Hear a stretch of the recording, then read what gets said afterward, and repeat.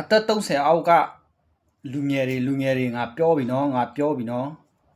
မင်းတို့တွေလိုက်ပေါ်မှာလေမိဘမဲဖြစ်နေကြတာဟလားဆုံးမမဲသူမရှိဘူးလားကိုထက်ကြီးတဲ့လူလိုက်ပေါ်မှာစကားပြောပြီးဆိုကိုအကြိုက်မဟုတ်တော့ဘူးဆိုလိုက်ဝိုင်းဆက်ကြတယ်နိုင်ငံရေးမကောင်းတော့ကြောင်းမတက်ရလို့ပညာမဲ့နေကြတာဟလားငါတို့နိုင်ငံကလေဆဲရင်ချင်းနဲ့တီဆောက်မယ်ဆိုရင်လေစင်းရဲချင်းနဲ့ပဲအဆုံးသားလိမ့်မယ်သဘောပေါက်လားမင်းတို့တွေဒီလိုမျိုးစိတ်တက်ရှိနေတယ်ဆိုရင်ငါတို့နိုင်ငံဘယ်တော့မှမတိုးတက်ဘူးအဲ့ဒါတီးဖို့လိုတယ်ငါတို့နိုင်ငံမှာအဓိက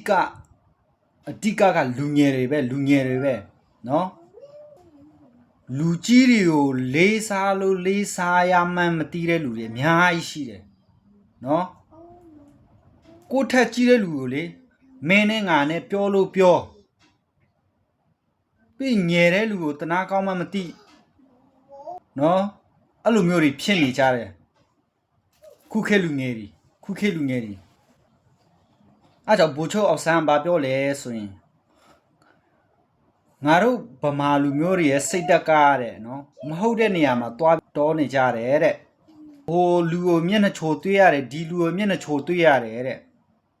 ဒီလိုမျိုးစိတ်တက်တွေငါတို့မှာရှိနေတယ်ရတော့ငါတို့နိုင်ငံကြီးကဖာတယ်နိုင်ငံကြီးပဲဖြစ်နေရမယ်လို့သူကပြောခဲ့တာအဲ့မိတ်ခိုးပြောတာတော့မှန်တယ်ဒါပေမဲ့အဲ့ဒါဟော့ကိတ်ထုတ်ထားတာသဘောပေါက်လားမြန်မာနိုင်ငံအတွက်ကိုဟော့ကိတ်အကြီးမားဆုံးသောမြန်မာနိုင်ငံအတွက်ဟော့ကိတ်ထုတ်ထားတာအဲ့ဒါသဘောပေါက်ဖို့လိုတယ်ဘိုးချုပ်အစားခေရောဆိုရင်မြန်မာနိုင်ငံကောင်းတယ်နော်အစင်းမြင့်တယ်နိုင်ငံတကာတည်တယ်နော်အခုမြန်မာနိုင်ငံကိုကြည့်ဘိုးချုပ်အဆန်းပြောခဲ့တဲ့အတိုင်းဖြစ်နေပြီအခုစိတ်ဓာတ်တွေမပြင်လို့အားကြောင့်ဘိုးချုပ်အဆန်းမင်းတို့တနေ့နေ့တစ်ချိန်ချိုက်ဒီလိုမျိုးစိတ်ဓာတ်တွေရှိနေမယ်ဆိုရင်ငါတို့မြန်မာနိုင်ငံဖာတဲ့နိုင်ငံပဲဖြစ်နေရမယ်လို့သူပြောထားတာဟော့ကိတ်ထုတ်ထားတာနိုင်ငံခြားမျက်မမြင်ဟော့ကိတ်ကိုတွားကြည့်မနေနဲ့ဘိုးချုပ်အဆန်းဟုတ်မြန်မာနိုင်ငံအတွက်ဟော့ကိတ်အကြီးမားဆုံးဟော့ကိတ်ထုတ်ထားတာအဲ့ဒါကိုသဘောပေါက်မပြောချင်လို့ကြည်နေတာနော်လူကြီးတယောက်ကလိုက်ပေါ်မှာစကားပြောပြီးဆိုရင်ကိုအကြိုက်မဟုတ်လို့ဆိုဝိုင်းဆဲပြီဆဲပဲတက်လာလားဟမ်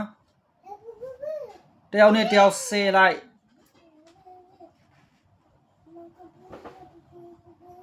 လူကြီးကိုလူကြီးမှမသိ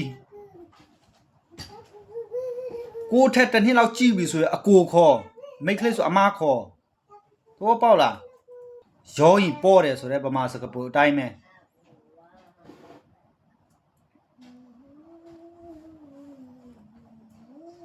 နည်းနည်းပေါင်းလာပြီးဟိုကိုထက်အသက်အများကြီးငယ်တယ်အစမှာတော့အကိုနဲ့ဟိုနည်းနည်းရှင်းနှီးလာပြီဆိုရင်မင်းနဲ့ငါနဲ့ချတာဘလောက်ပဲရှင်းနှီးကိုထက်ကြီးတဲ့လူကိုအကိုပဲခေါ်မြင်နဲ့ခေါ်ဘောပေါက်လားလူကြီးမှမသိပညာမဲနေကြတယ်ဟလားအဖေမရှိတော့ပထွေးရောက်လာလို့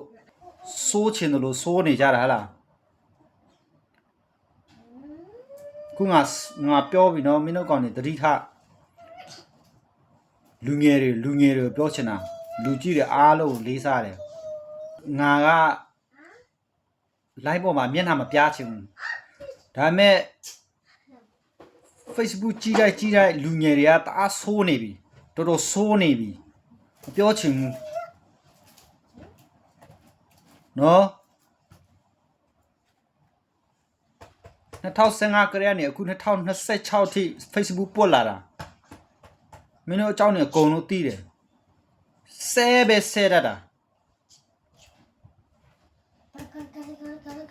တို့ချို့ဆိုရင် Facebook အကောင့်တော်မှာဟိုကိုယ်တိုင်မဖွင့်တတ်ဘူးကိုမိဘကိုသွားဖွင့်ခိုင်းတာအသက်ကလည်းမပြည့်သေးလို့ဥမာခိုးတင်ရတယ်အဲ့ဒါကိုတော့မှ Facebook မျက်နှာပေါ်ရောက်လာပြီဆိုရင်မှ